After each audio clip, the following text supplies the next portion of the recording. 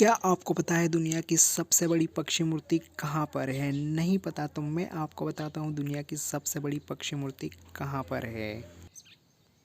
दक्षिण भारत के केरल जिले के चंदियामंगल गांव में स्थित जटायु नेचर पार्क में स्थित है। इस मूर्ति को देखने के लिए लोग दूर दूर से भारत आते हैं। ये विशाल जटायु मूर्ति 70 फीट ऊंची, 150 फीट चौड़ी और 200 फीट लंबी है। 15,000 स्क्वायर फीट के एक प्लेटफॉर्म में इसे बनाया गया है।